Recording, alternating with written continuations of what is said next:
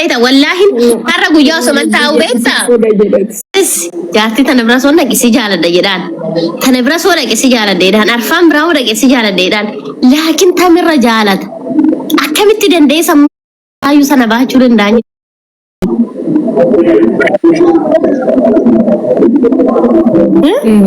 يا أكمل تميجي تقول فكادا يرمي وانساني نسمع وخان بيتانيس جربر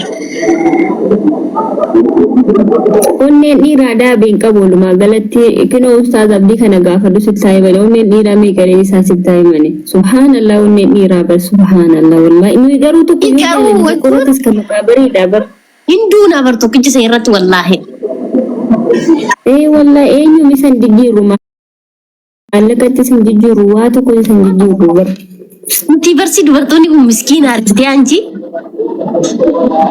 wallahi nuti miskiina tabar haasi rabbiinis miskiinuma nu godhe na akka nuti gadi jennu la onne isaanii beekaa gadi jedhaa fi qaalii isaa godha ajajamaa fi nu jedhe rabbiinis eshi ennaan nuti waa hunda misin ajaa'ibu nuyin kun nuti miskiinota baay'ee tokko miskiina waa meeqa yaadni Alaikum salam warahmatullahi wabarakatuh.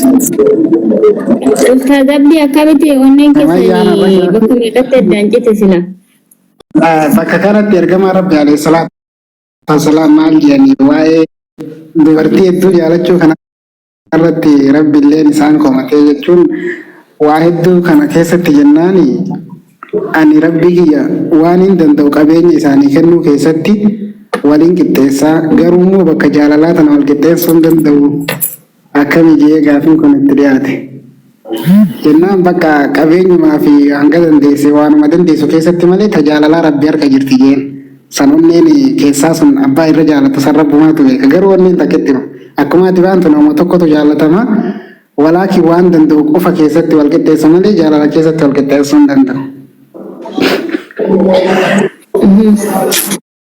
Abira gisee dhagotanallee sin jaaladha jechuun malee dhugaan tajaajilatu takkitti masa. Innuu jidduutti cannaqame maarree tana biras dhaqee si jaaladha tunis ani sawsootee amma ana mushirri jaalattee isheerra jaalattaatiin jedhan mana keessa tunis dhaqxee akkasitti inni sammuu isaa nagaan argatu maaltu sin dinqe takkumaan jiraadha.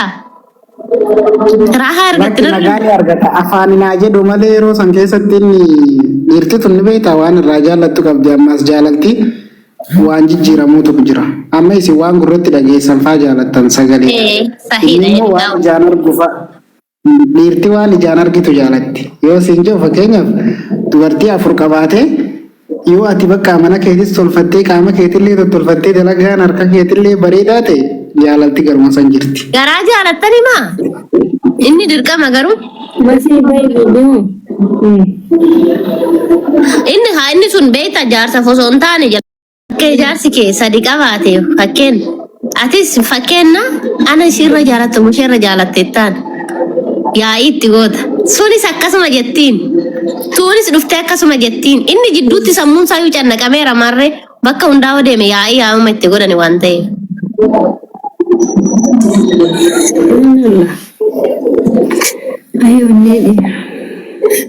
Maaltu sirraa kee dabadhaa takkaan ta'a.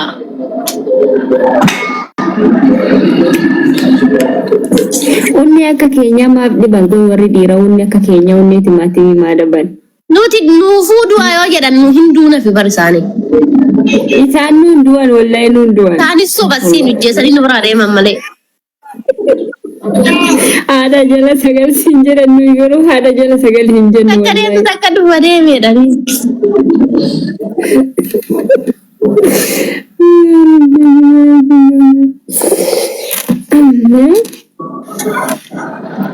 Osoo an dhiira ta'e garuu takkaan ala danda'een jaaladha.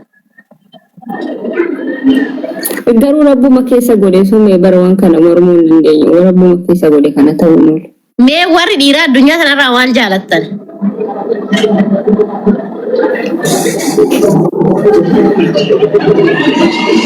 Maal jaalattanii? Komantii barreessanii.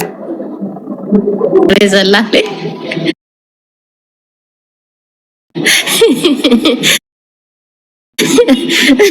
Ustaz Ahmad Hussein isa wadanii. Sini fuudhaan jechuun jira tokko.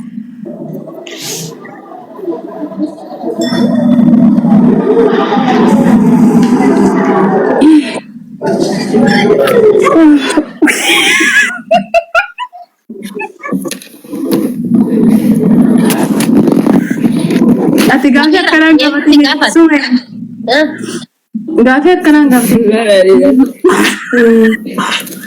Waan hin taane barreessa namni atiis. sun kiristaana. Muitu godheera. Inni akkam beekta wallaahi har'a guyyaa osoo taa'u beekta. Fuudha jedhati stoofullaadha. Ustaaza, assalamu alaikum. As jala jirtu edha. Obboloota kiyya mucaa kana fooloo godhaa fi asumaan ka please. Challenge kana mo'ateetiin waraqaan isaarra haa dalagamuu fi please fooloo godhaa fi. Ani nama fooloon gootisu uummanni uummata kennu sirbee maal jedhu sana challenge kennaaf. Isin immoo nama waa barsiisu nama waa barataallee turreedha. Waan kun immoo isa fayyada. Gaafa inni fayyadame immoo qixa waan nuti illee fayyadu.